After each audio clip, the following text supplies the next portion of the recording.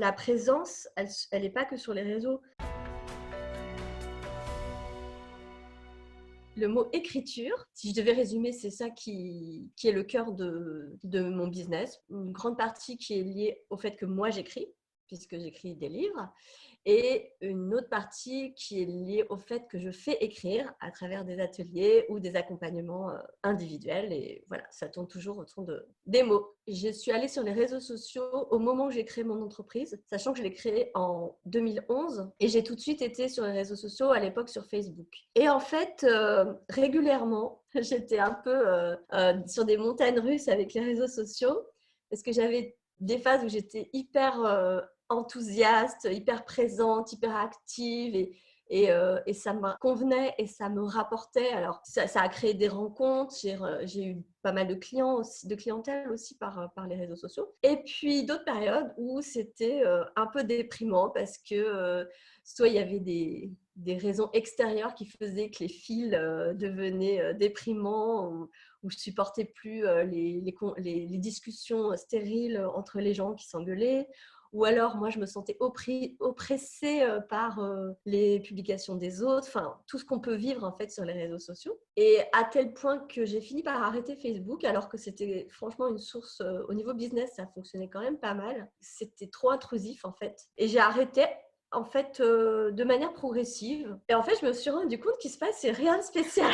À ce moment-là, il me restait plus qu'une seule chose, il me restait que Instagram. Mais je me sentais un peu dépendante. Et le 8 décembre, comme ça, j'ai posté sur Instagram. C'est mon dernier post, c'est ma dernière story. Et voilà, bye bye. La raison, elle était très personnelle, enfin très intime. Mais c'est devenu tellement une sorte d'indispensable, soi-disant, qu'on donne aux jeunes entrepreneurs, que je trouve intéressant d'aller voir ce qui se passe quand on n'y est plus. Je suis comme tout le monde, je doute beaucoup tout le temps. Alors, je sais pas, en fait, je dis ça, je ne sais pas si tout le monde doute beaucoup tout le temps. Je pense. Franchement, je pense. Il y a ceux qui le disent et ceux qui ne le disent pas.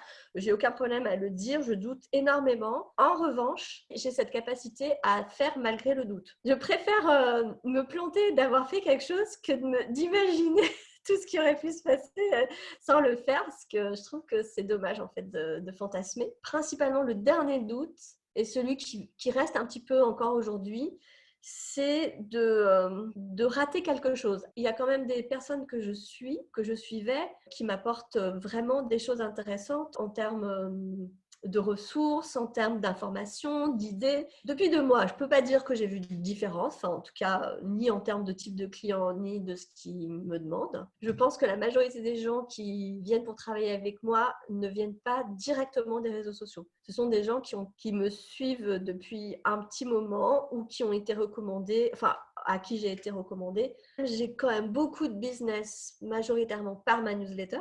La seule chose que je peux te dire que j'ai remplacé, c'est que ce que je te disais tout à l'heure, je vais contacter des personnes directement quand j'ai envie d'avoir des infos. J'ai rien mis en place consciemment en tout cas pour compenser ou je ne sais quoi, sachant que j'ai plus de temps, ça c'est sûr. Et ce temps-là, je l'utilise pour mes clients parce que je me consacre en fait vraiment plus aux personnes qui ont décidé de me suivre moi spécialement dans mon propre réseau social, on va dire. J'étais frustrée sur Instagram parce que j'avais la sensation d'apporter quand même pas mal d'infos et de ressources. Pas de pas avoir de retour parce que ça c'est le jeu, mais de jamais savoir si ça intéressait les gens, enfin voilà, je trouve que c'est très consommation en fait. Alors que là, c'est des gens qui font l'effort de s'abonner, avec qui je peux discuter, il se passe quelque chose, même si c'est virtuel aussi.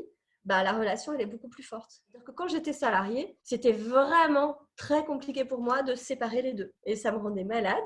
Et du coup, quand je suis devenue entrepreneur, la première chose que j'ai faite, c'était de me dire, je ne suis qu'une seule personne. Et donc, tout ce que je fais dans mon entreprise, il faut que ça m'apporte quelque chose intérieurement. Et si quelque chose que je fais me fait du mal, j'arrête, même si, franchement, c'est vrai, hein, même si ça m'apporte un client, de l'argent, de la célébrité, je ne sais quoi. J'ai appris à l'utiliser. Avant, je ne savais pas ce que c'était. J'avais pas d'idée que ça existait. Je sais que pour me rassurer, j'ai besoin d'avoir quelque chose de très rationnel. Mais je sais que c'est mon intuition qui va me donner la bonne réponse. Je nourris mes deux côtés pour les satisfaire tous les deux. Je te donne un exemple qui n'est pas business, mais je pense qui est parlant. On a déménagé il y a 2 ans et demi. Et donc, on cherchait un nouvel appartement. J'avais fait tous les trucs bien rationnels, tu vois. Ce qu'on veut, la surface, les trucs que vraiment on voulait, le budget, etc. C'était tout nickel. On fait une première visite tout de suite. Même pas j'étais rentrée, je savais que c'était pas là. Et on visite un deuxième appartement. Et là, on rentre et tout de suite, c'est chez nous. L'intuition, elle a été slash direct, nickel, elle a fait son boulot parfait. Par contre, il ne rentrait pas dans les critères rationnels. Mais je n'ai pas écouté mon rationnel. En fait, mon rationnel, il a servi à préparer le boulot de l'intuition. Et on a acheté l'appart et c'est celui dans lequel on est aujourd'hui. Et l'intuition avait tout à fait raison.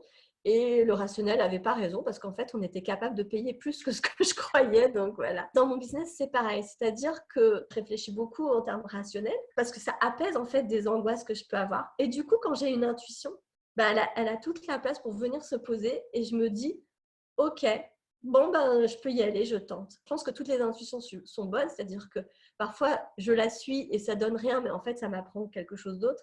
Et puis parfois, c'est le jackpot parce que c'est vraiment le truc qu'il fallait. Alors, les deux, ma capitaine.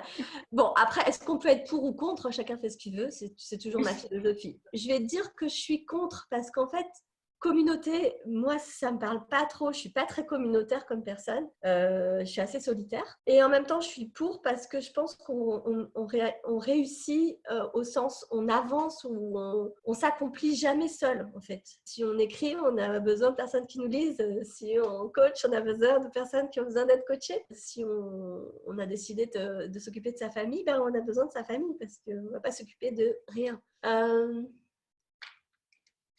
J'aimerais poser à l'oracle une question par rapport à mes livres. Cher oracle, est-ce que je suis sur la bonne voie avec mes livres?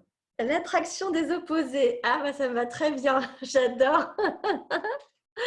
Le paradoxe, c'est quelque chose qui est très important pour moi. Et c'est marrant parce que d'apparence, on pourrait penser que je suis quelqu'un de très doux et tout, qui pourrait plutôt écrire, je sais pas, de la romance ou je sais pas quoi. Mais alors, pas du tout. Pas du tout. J'écoute des choses qui sont vraiment assez abruptes, assez cash en fait.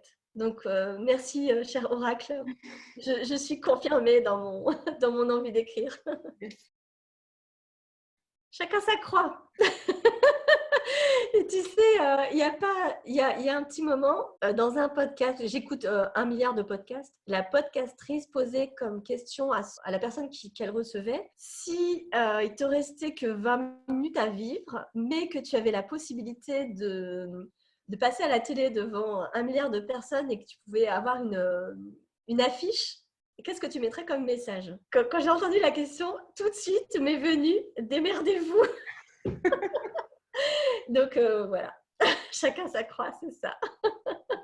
En écrivant mon livre. Là, je me suis vraiment sentie wild parce que c'est très dur d'écrire un livre. Ça demande beaucoup de discipline, ça demande beaucoup de croyance. Je vais même au-delà de confiance, la croyance en soi, en sa capacité à tenir sur, je sais pas, 100, 200, 300 pages. Et je me suis sentie wild aussi parce que j'ai adoré ce que j'ai écrit, que j'adore mon livre, je le kiffe, je trouve vraiment qu'il est super, qu'il devait exister. Et en plus, j'ai tout fait, c'est-à-dire qu'à part l'imprimerie, c'est moi qui ai tout fait, absolument tout. Ça donne un sentiment de puissance qui est hyper fort. Et pour moi, wild, c'est ça, c'est la puissance sauvage. C'est ce que tu es capable de faire, quoi qu'il arrive.